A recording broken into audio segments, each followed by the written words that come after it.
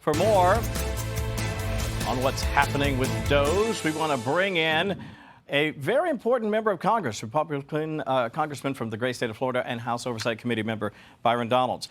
Great to have you with us, my friend. Listen, there are a number of people who are watching us today who will say, I want them to slash until we don't have to waste a penny. And yet, I think Dana Marie made a very interesting point in her report there. There are some people who are quite concerned here in Washington in particular that if you take a sledgehammer to the problem, maybe you end up with more problems than you realize. In fact, I want to echo that by sharing the soundbite from Ami Bera. Listen to this. Get your reaction on the other side.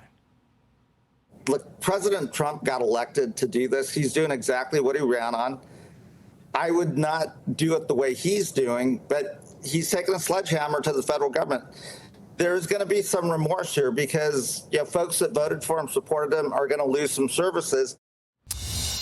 Some folks are going to lose some services. So there's some concern there. Can you understand where they're coming from, Congressman? I think it's important to set the entire record straight.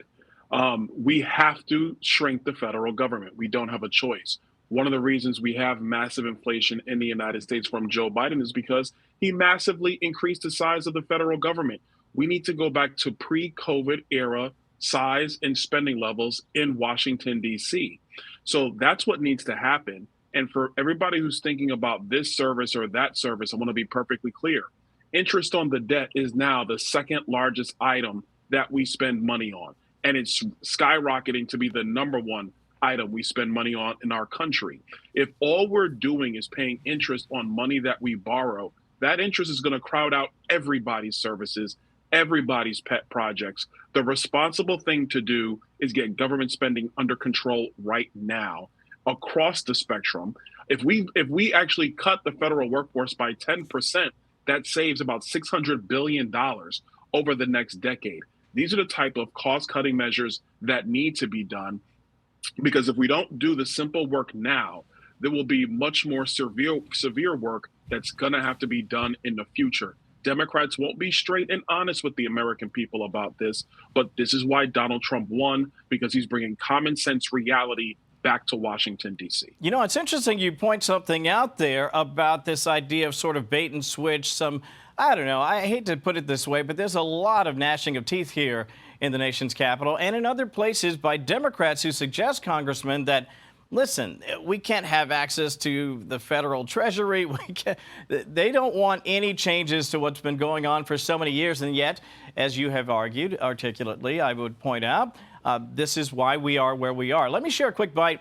This is Letitia James. She's talking about Doge access and why it is a danger to democracy. So all Americans should be concerned, and particularly the constituents of the great state of New York should be concerned about a private individual, the richest man in the world, having access to their personal information. And the question is whether or not they have followed the law. All right. 20 seconds or so left. Your reaction to the AG, who herself is under a lot of pressure right now.